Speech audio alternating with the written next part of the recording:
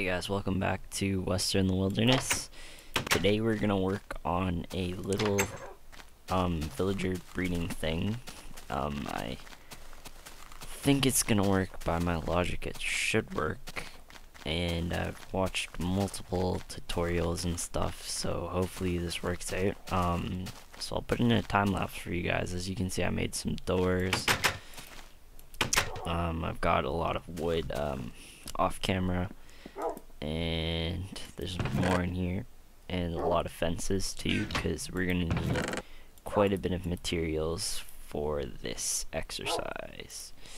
So I think what I'm gonna do, and this is Lucky and Spot. I got 2 wolves. I'll show you where in a sec, but I think I want to finish this up first. So I'm gonna store all this. We're gonna reorganize our inventory after, and take that with me. I'll take all the wood, and we should be good to go. It does require a lot of wood, especially if you don't want your villagers to get killed. So we'll time lapse it, and I'll see you guys in a bit. Where's the sun?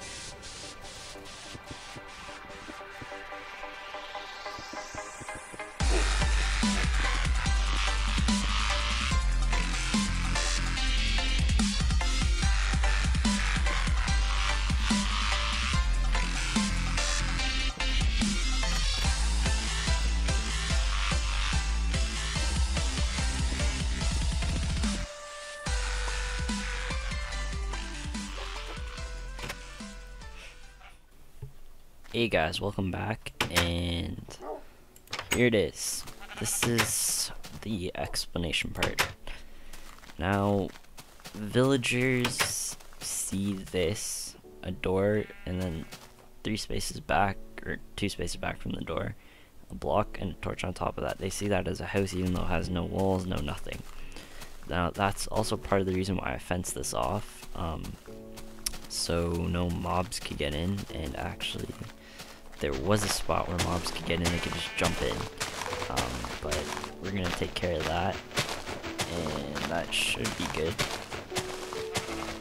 Yeah, that should be good.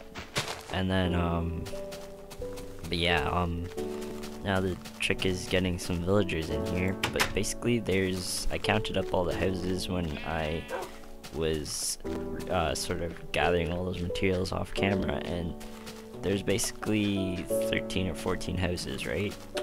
And when I tested this in creative, there was also 13 houses in this other town that I found, and I added 8 doors, I guess, and I found there to be 8 villagers. I started off with 2. I killed all the rest just for scientific reasons. And basically I found out it's 1 villager to every 3 houses.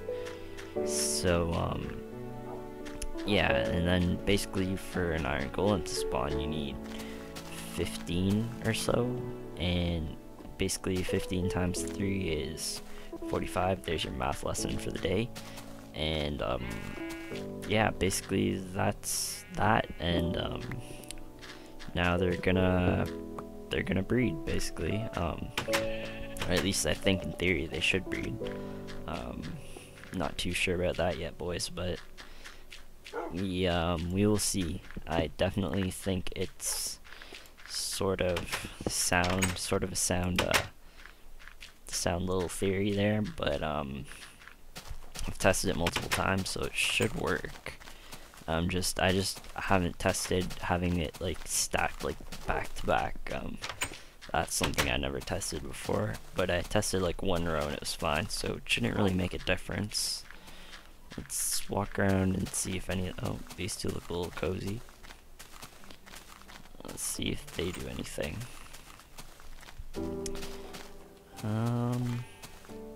Hoping to get one with some watermelons, so we can get started on a melon farm, and I have a cool idea for that. Not too sure if it's ever been done before, but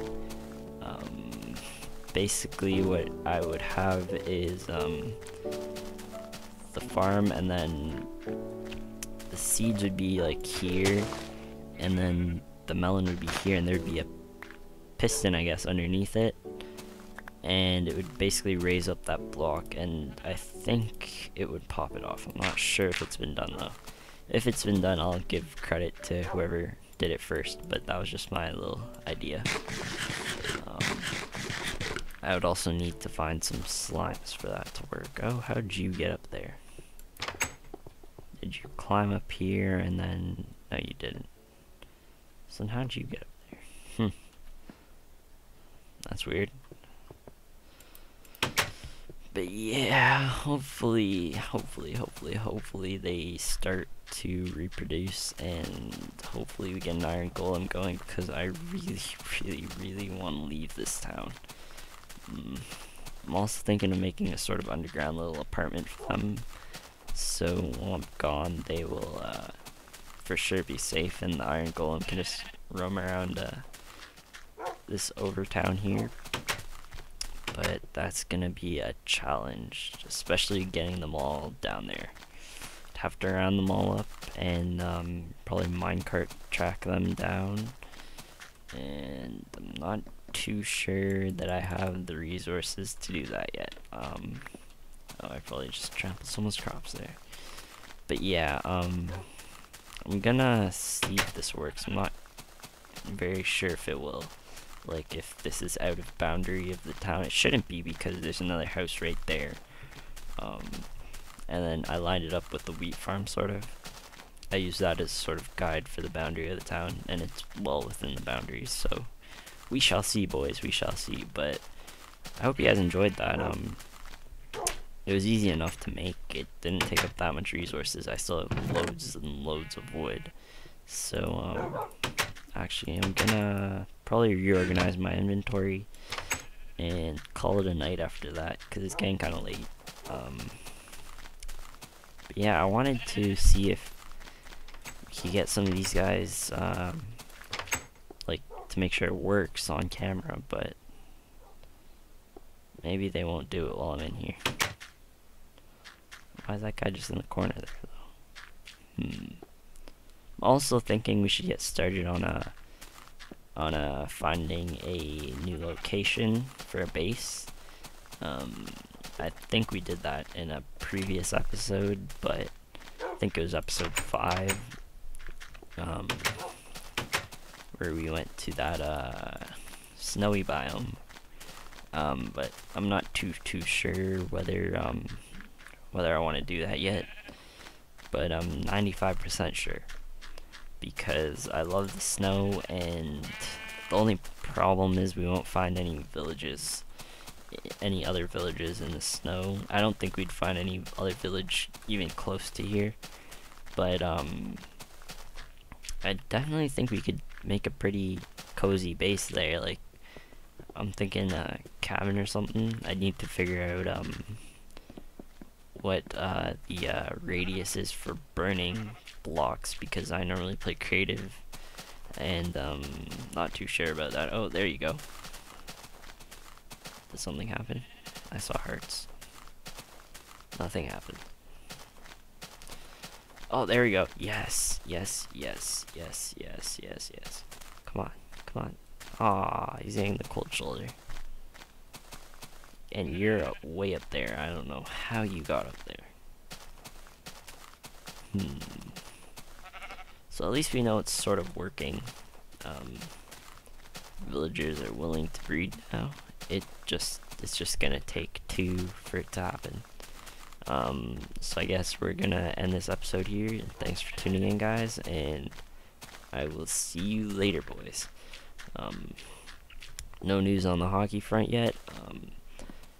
Gary Bettman's acting like a really big idiot. Nothing new there. He seems like he wants to lock out the NHL, basically, from what I hear from his quotes in the news, and from what I can see in his interviews. He doesn't care if the NHL locks itself out or not, and from what I gather, the players really want to play. The owners are being very greedy, and I respect the players for doing this, because their offer was pretty fair, and even though it reverts back to what it is now, in year 3, that's basically setting themselves up for a good negotiation, because every negotiation the owners seems to want to cut their revenue sharing, and I personally think they should just make it 50-50. Even try this is debatable and it's a pretty sensitive topic, but I would probably scrap 2 teams too, so that 16 make the playoffs and out of 28. And basically it's like probably New York, Islanders, and Phoenix maybe. I don't know about Phoenix because they were in the playoffs, and I don't know about their fan base too much, but probably New York Islanders with all their troubles and everything, and then we can just have like a lottery draft for the players on that team, or they can all be released to free agency. But I don't know about that. That's a pretty sensitive topic. Actually, I read that somewhere too.